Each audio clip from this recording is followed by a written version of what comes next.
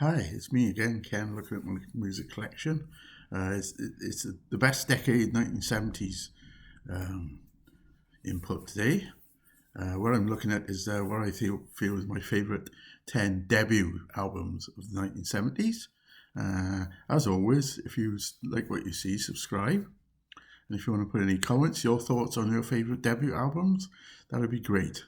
Or any other thoughts would be accepted as well. So without further ado, I've got roughly about 10 or 11. So it's the top 10 basically, I guess, not in any particular order. It's what I think is the best debuts in the 1970s, or the ones that are best for me, the ones that have influenced me or give me the most pleasure. We're kicking off with a Stonefire classic for me. This is Roxy Music. This is the first album. It's amazing to me also that the Virginia playing was not on this album until it went to CDs and stuff. Uh, it was the tail end of that, of not putting singles on albums. I think a lot of bands in the 60s used to do that, Built Stones, etc. Standalone, lots of standalone singles. But it's tailed off over the years. Fantastic sleeve as well. It was all tales of what to come, really, with Brian Ferry's influence and style and the rest of the band as well.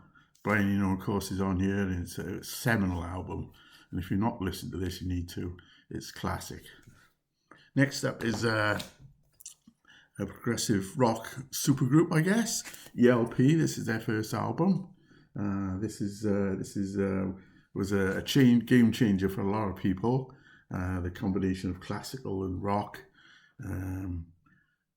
met its zenith, I suppose, here in the terms of popular music. Tank is on here, and Lucky Man. There's a lot of great songs on here. The Free Fates, Knife Edge, Take a Pebble, Barbarian. Sorry, this is it almost, this cover doesn't tell you what's going to go on inside. It's a fantastic album, though, for a debut album. And that's my second choice. Next up is another game changer in some ways. This is Mike Oldfield's Tubular Bells. What a astounding performance this was as a sort of debut. It almost made Virgin Records and made them what they are today, the organisation. There's the logo there. So this is Mike Oldfield's Tubular Bells. That's my third choice. Next up is another seminal band, I guess, for a lot of people, Queen. This is Queen's debut album, which has been recently re-released in a new packaging called Queen One. That's a fantastic remaster effort that is, and makes this album sound even better than it was, which is hard to do. So this is obviously a very raw band on here, but still, what a fantastic effort. Personally, Queen 2 is one of my favourite Queen albums, but this pushes it close as well. It's all fresh and new on here, and it's really worth listening to if you've not listened to it. What can you say about the next one? Meatloaf was awesome at the time. It pile drived everything in the charts, I think, for a while. This is a fantastic cover, obviously co-written with, or mostly written by Jim Steinman, I guess. What operatic rock? I don't know what you want to call it, bombastic rock. It's definitely was out on its own at that time. There's Meat himself on the back with Jim Steinman there, on the girl. It's a fantastic. There's not a weak track on here. It never would be beat. It's his best album. It never would be beat. It came close with a few others, but not even anywhere near, really, I guess. And this is well worth listening if you're not listening to it, like that sort of. And it's one of my favourite album covers as well. So that's it. At number is the fourth one. It's not at number 4. It's the fourth one. Next up is maybe a surprising one for some people, Cars, but it is one of my favourite albums. It's another, I think, a stunning debut from a band. Some great, My Best Friend's Girlfriend and Good Times Roll, and just what I needed as a personal favourite of mine. And I really still enjoy listening to this as much as I did the day I bought it. As with most of these albums, they get a regular play. This is the Cars from 5. I think it's the 5th choice for what I think are the 10 most influential, favourite, most played, that sort of stuff. from debut albums from the 70s. This is another one, Dire Straits. What a start to a career this was. They almost seem to come from nowhere. Mark Knopfler and his brother David on the back there in pictures, and John Isley, who stayed to the end, and Pick Withers, are a fantastic drummer. Obviously, Sultans of Swing is on here. What a classic single that was at the time. I remember seeing him on the old Grey Whistle Test, and that was absolutely mind-blowing. The quality of Mark Knopfler's guitar work from the beginning was astounding, and right to the end, and still now, of course, with his superb solo albums. So that's a must-play for fans of Dire Straits and that sort of rock. Next up is another one that was sounded a lot of people when she appeared on the scene, Kate Bush. This is the Kick Inside.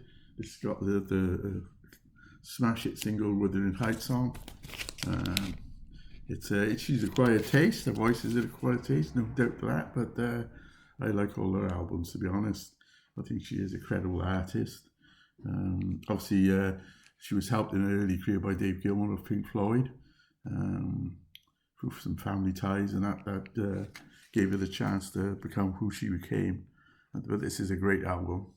My personal favourite is The Man with the Child in His Eyes. I think that's a stunning song. So that's Kate Bush. Another over the water to American Cousins, Lynyrd Skynyrd, pronounced Lynyrd Skynyrd. And this is a great album shot, very reminiscent of the Allman Brothers sort of covers. And on the back there's some cigarettes and stuff. But what an album with Free Bird and other tracks on here. And Simple Man is a favourite of mine. I Am the One. There's loads of cracks on it. It's a solid rock album, and what a debut that was. Little did we know then, half this band would be wiped out in a plane crash several years later, but not before they produced some fantastic music. Next up, 2 CDs that illustrate the albums I'm talking about.